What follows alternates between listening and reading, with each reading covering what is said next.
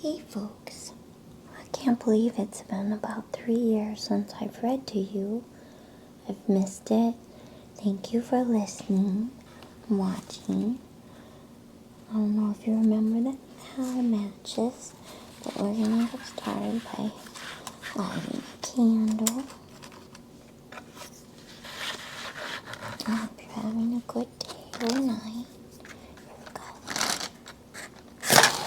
Wow, it's quite the match. I am gonna read Charlotte's Web in 4 parts. So if you subscribe, if you haven't already, you'll get the whole story.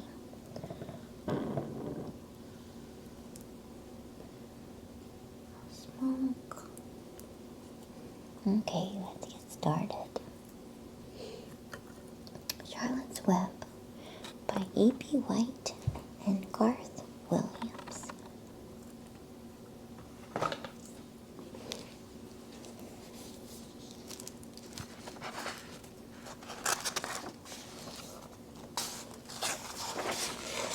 Chapter 1.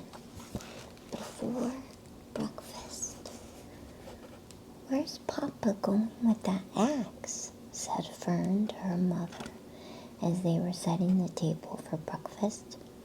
"Out to the hog house," replied Mrs. Arable. "Some pigs were born last night." "I don't see why he needs an axe," continued Fern, who was only 8. "Well," said Mother, "one of the pigs is a runt. It's very small and weak, and it will never amount to anything.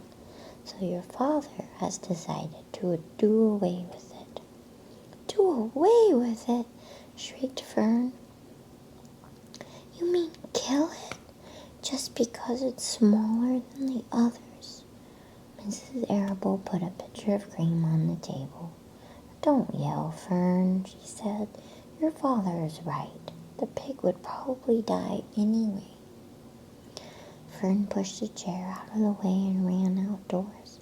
The grass was wet, and the earth smelled of springtime. Fern's sneakers were sopping by the time she caught up with her father.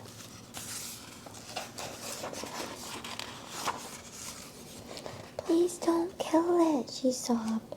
"It's unfair." Mr. Arable stopped walking. "Fern," he said gently, "you will have to learn to control yourself." "Control myself?" yelled Fern. "This is a matter of life and death, and you talk about controlling myself?" Tears ran down her cheeks, and she took hold of the axe and tried to pull it out of her father's hand. "Fern," said Mr. Arable, "I know more about raising a litter of pigs than you do. A weakling makes trouble. Now run along." "But it's unfair," cried Fern. "The pig couldn't help being born small, could it? If I had been very small at birth, would you have killed me?" Mr. Arable smiled. "Certainly not," he said, looking down at his daughter with love. "But this is different. A little girl is one thing, a little runty pig is another." "I see no difference," replied Fern, still hanging on to the axe. "This is the most terrible case of injustice I ever heard of." A queer look came over John Arable's face. He seemed almost ready to cry himself. "All right," he said. "You go back to the house, and I'll bring the runt when I come in. I'll let you start it on a bottle like a baby. Then you will see what trouble a pig can be." When Mr. Arable returned to the house half an hour later, he carried a carton under his arm. Fern was upstairs changing her sneakers. The kitchen table was set for breakfast, and the room smelled of coffee, bacon, damp plaster, and wood smoke from the stove.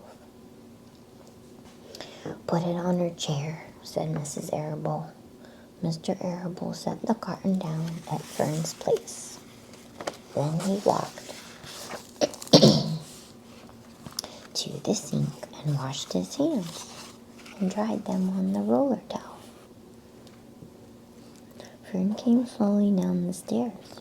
Her eyes were red from crying. As she approached her chair, the carton wobbled and there was a scratching noise. Fern looked at her father. Then she lifted the lid of the carton. There inside, looking up at her, was the newborn pig. It was a white one. Morning light shone through its ears, turning them pink. "He's yours," said Mr. Arable, "saved from an untimely death, and may the good Lord forgive me for this foolishness." Fern couldn't take her eyes off the tiny pig. "Oh," she whispered, "oh, look at him. He's absolutely perfect." She closed the carton carefully. First she kissed her father, then she kissed her mother. Then she opened the lid again, lifted the pig out and held it against her cheek. At this moment her brother Avery came into the room. Avery was 10. He was heavily armed, an air rifle in one hand, a wooden dagger in the other. "What's that?" he demanded. "What's Fern got?" "She's got a guess for breakfast," said Mrs. Arable. "Wash your hands and face, Avery." "Let's see it," said Avery, setting his gun down. "You call that miserable thing a pig? That's a fine specimen of a pig. It's no bigger than a white rat." "Wash up and eat your breakfast, Avery," said his mother. "The school bus will be along in half an hour." "Can I have a pig too, Pop?" asked Avery. "No, I only distribute pigs to early risers," said Mr. Arable. "Fern was up at daylight trying to rid the world of injustice. As a result, she now has a pig. A small one, to be sure, but nevertheless a pig. It just shows what can happen if a person gets out of bed promptly. Let's eat." But Fern couldn't eat until her pig had had a drink of milk. Mrs. Arable found a baby's nursing bottle and a rubber nipple. She poured warm milk into the bottle, fitted the nipple over the top, and handed it to Fern. "Give him his breakfast," she said. A minute later, Fern was seated on the floor in the corner of the kitchen with her infant between her knees, teaching it to suck from the bottle. The pig, although tiny, had a good appetite and caught on quickly. The school bus honked from the road. "Run!" commanded Mrs. Arable, taking the pig from Fern and slipping a donut into her hand. Avery grabbed his gun and another donut. The children ran out to the road and climbed into the bus. Fern took no notice of the others in the bus. She just sat and stared out of the window, thinking what a blissful world it was, and how lucky she was to have entire charge of a pig. By the time the bus reached school, Fern had named her pet, selecting the most beautiful name she could think of. "Its name is Wilbur," she whispered to herself. She was still thinking about the pig when the teacher said, "Fern, what is the capital of Pennsylvania?" "Wilbur," replied Fern dreamily. The pupils giggled. Fern blushed. And take a little sip of water.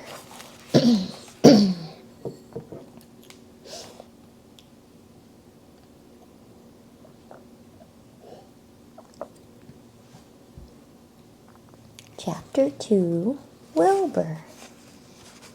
Fern loved Wilbur more than anything. She loved to stroke him, to feed him, to put him to bed. Every morning, as soon as she got up, she warmed his milk, tied his bib on, and held the bottle for him. Every afternoon, when the school bus stopped in front of her house, she jumped out and ran to the kitchen to fix another bottle for him. She fed him again at supper time and again just before going to bed. Mrs. Arable gave him a feeding around noontime each day when Fern was away in school. Wilbur loved his milk, and he was never happier than when Fern was warming up a bottle for him. He would stand and gaze up at her with adoring eyes. For the first few days of his life, Wilbur was allowed to live in a box near the store in the kitchen. Then, when Mrs. Arable complained, he was moved to a bigger box in the woodshed. At 2 weeks of age, he was moved outdoors. It was apple blossom time, and the days were getting warmer. Mr. Arable fixed a small yard specially for Wilbur under an apple tree and gave him a large wooden box full of straw, with a doorway cut in it so he could walk in and out as he pleased. "Won't he be cold at night?" asked Fern. "No," said her father. "You watch and see what he does." Carrying a bottle of milk, Fern sat down under the apple tree inside the yard. Wilbur ran to her and she held the bottle for him while he sat. When he had finished the last drop, he grunted and walked sleepily into the box. Fern peered through the door. Wilbur was poking the straw with his snout. In a short time he had dug a tunnel in the straw. He crawled into the tunnel and disappeared from sight, completely covered with straw. Fern was enchanted. It relieved her mind to know that her baby would sleep covered up and would stay warm.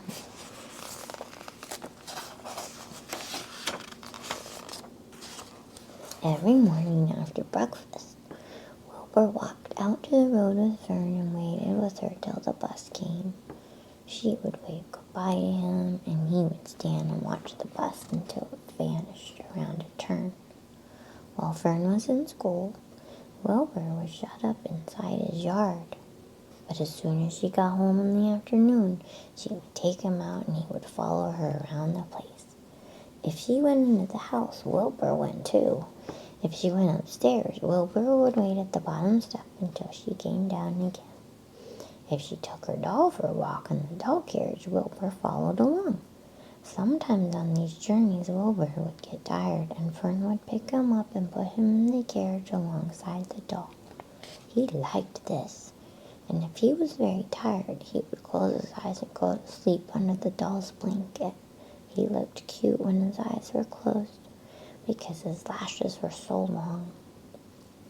The doll would close her eyes too, and Fern would wheel the carriage very slowly and smoothly, so as not to wake her infants.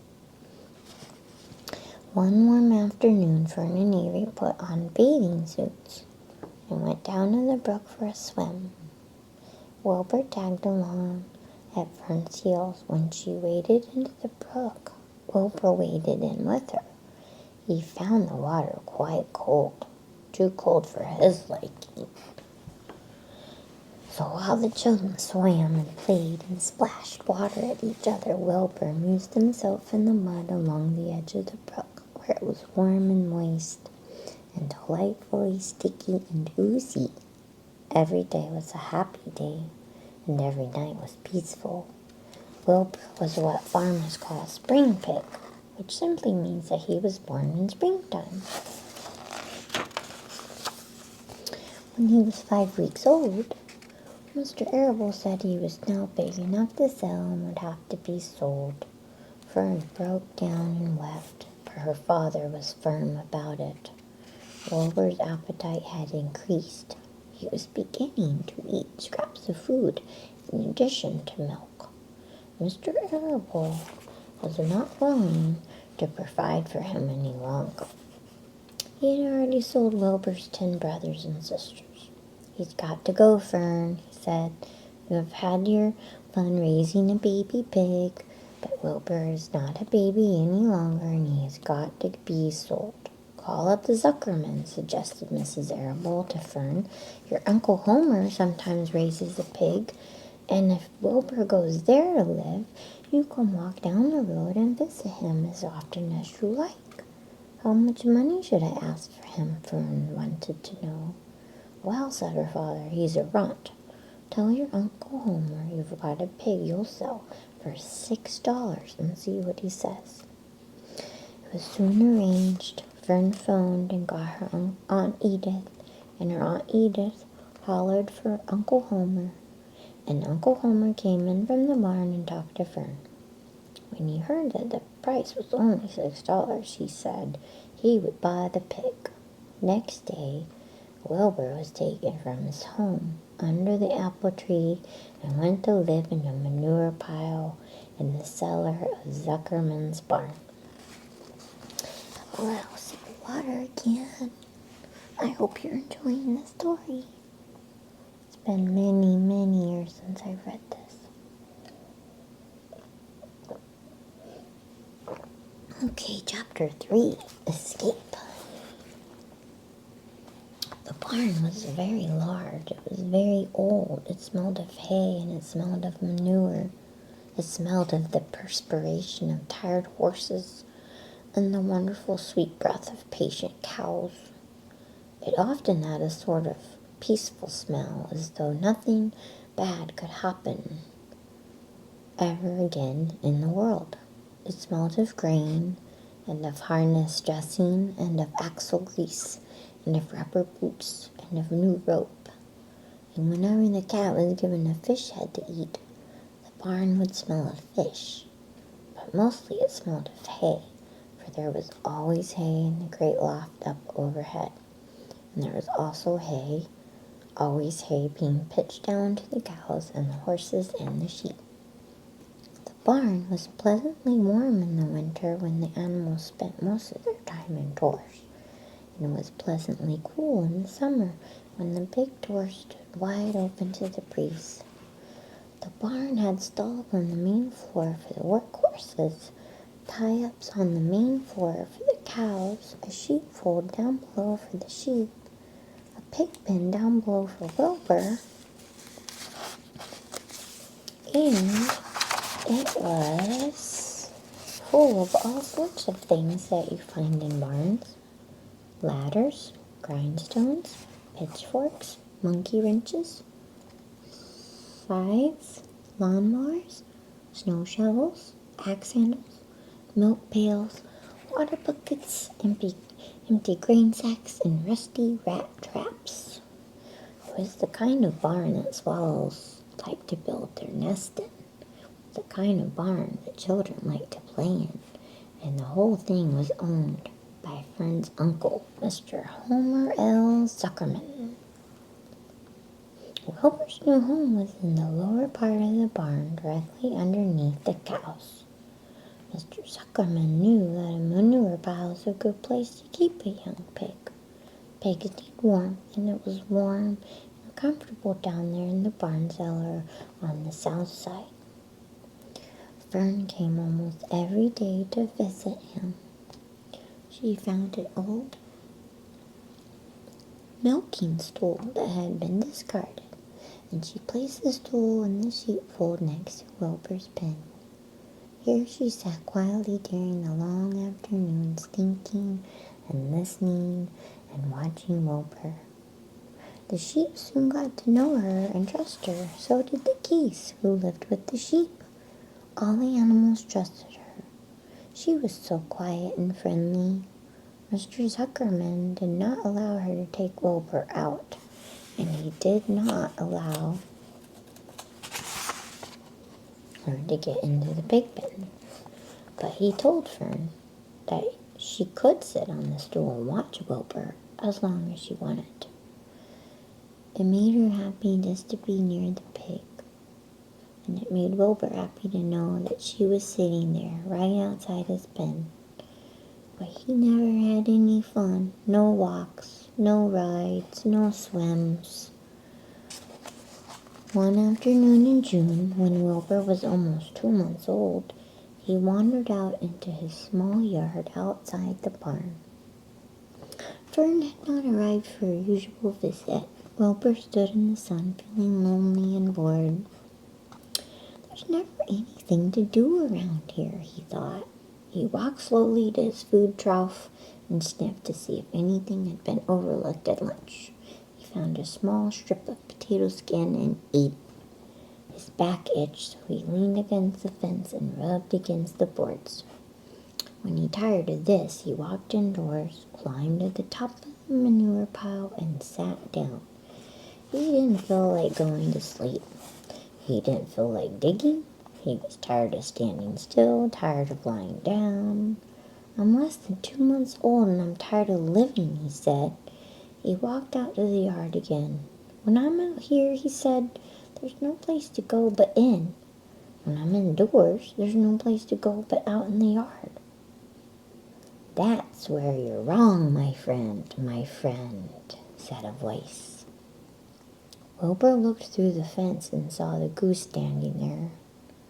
You don't have to stay in that dirty little yard, said the goose, who talked rather fast. One of the boards is loose. Push on it, push on it, and come on out. What? Said Wilbur. Say it slower. At the risk of repeating myself, said the goose, I suggest that you come on out. It's wonderful out here. Did you say a board was loose? That I did, said the goose. Wilbur walked up to the fence and saw that the goose was right. One board was loose. He put his head down, shut his eyes, and pushed. The board gave way. In a minute, he had squeezed through the fence and was standing in the long grass outside his yard. The goose chuckled. How does it feel to be free? She asked. I like it, said Wilbur. That is, I guess I like it. Actually, Wilbur felt queer to be outside his fence. Nothing between him and the big world. Where do you think I'd better go? Anywhere you like, said the goose. Go down through the orchard, root up the sod. Go down through the garden, dig up the radishes, root up everything, eat grass, look for corn, look for oats, run all over, skip and dance, jump and prance. Go down through the orchard and stroll in the woods. The world is a wonderful place when you're young. I can see that, replied Wilbur. He gave a jump in the air, twirled, ran a few steps, stopped, looked all around, sniffed the smells of afternoon, and then set off walking down through the orchard. Pausing in the shade of an apple tree, he put a strong snout under the ground and began pushing, digging, and rooting. He felt very happy. He had plowed up quite a piece of ground before anyone noticed it. Mrs. Zuckerman was the first to see him. She saw him from the kitchen window, and she immediately shouted for the men. Homer! She cried. Pigs out! Lurvy! Pigs out! Homer! Lurvy! Pigs out! He's down there under that apple tree. Now the trouble starts, thought Wilbur. Now I'll catch it. The goose heard the racket, and she too started hollering. Run downhill.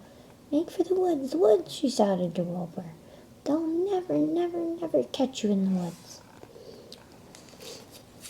The Cocker Spaniel heard the commotion, and he ran out from the barn and joined the chase. Mr. Zuckerman heard, and he came out of the machine shed where he was mending a tool. Lurvy, the hired man, heard the noise and came up from the asparagus patch where he was pulling weeds. Everybody walked toward Wilbur, and Wilbur didn't know what to do. The woods seemed a long way off, and anyway, he had never been down there in the woods and wasn't sure he would like it. Get around behind him, Lurvy, said Mr. Zuckerman. Drive him toward the barn.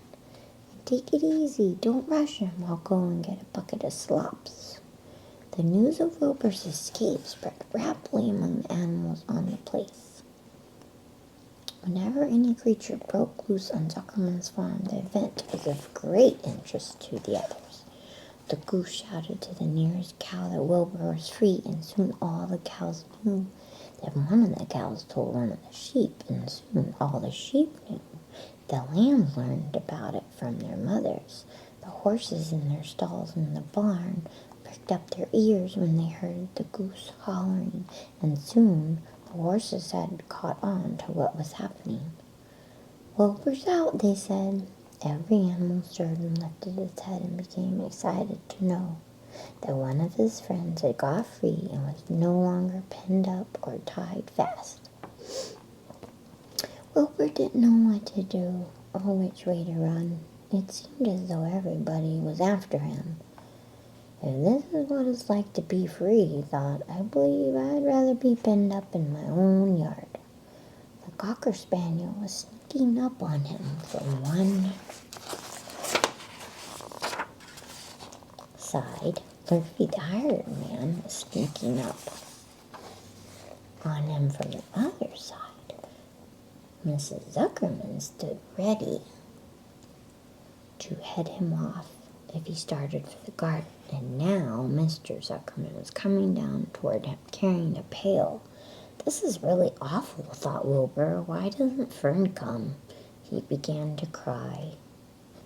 The goose took him in and began to give orders. Don't just stand there, Wilbur. Dodge about, cried the goose. Skip around, run toward me, slip in and out, in and out, in and out. Make for the woods, twist and turn. Cocker Spaniel sprang for Wilbur's hind leg. Wilbur jumped and ran. Lofi reached out and grabbed Mrs. Zuckerman. Lofi reached out and grabbed. Mrs. Zuckerman screamed at Lofi. The goose chirped for Wilbur. Wilbur dodged between Lofi's legs. Lofi missed Wilbur and grabbed the spaniel instead. Nicely done, cried the goose. Try it again. Run downhill, suggested the cow. Run toward me, yelled the gander. Run uphill, cried the sheep. Turn and twist, honked the goose. Jump and dance, said the rooster.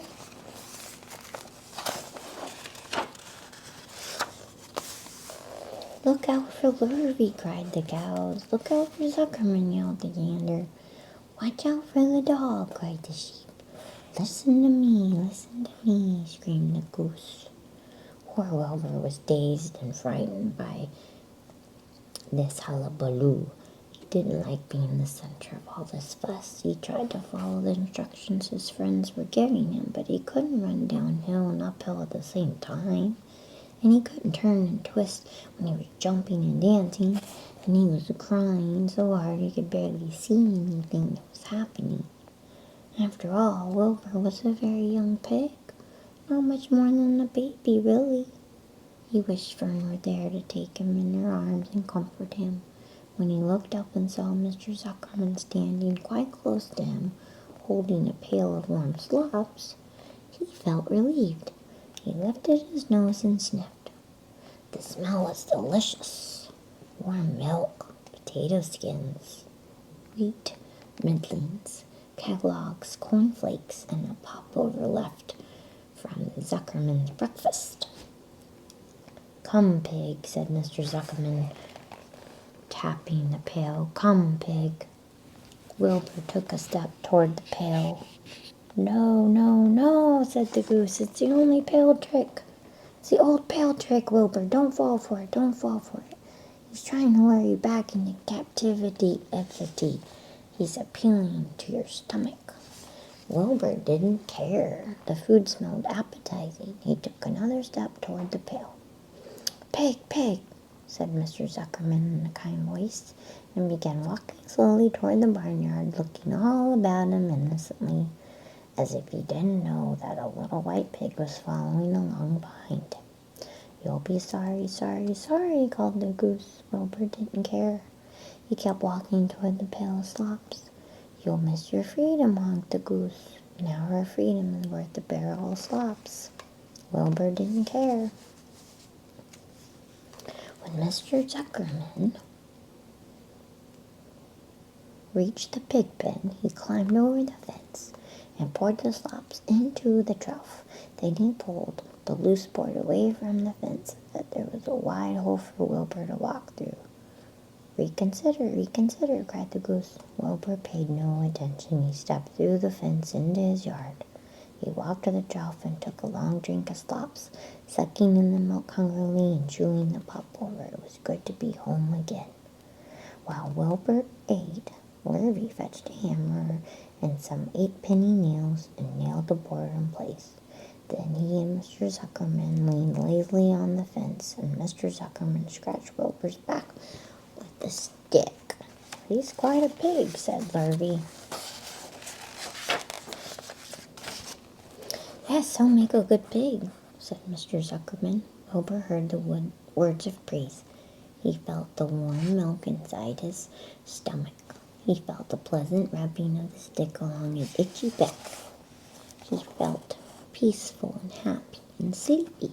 This has been a tiring afternoon.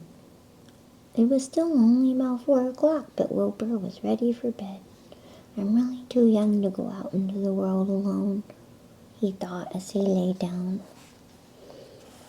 I think that's where we're going to end it for tonight. So it might be more like 6 parts to finish this book instead of 4. But please subscribe. I'm going to make a video every week until we're done with this lovely book, Charlotte's Web. Next week we'll continue on chapter 4. And I hope you have a very good night, and thank you so much for listening. Nighty night.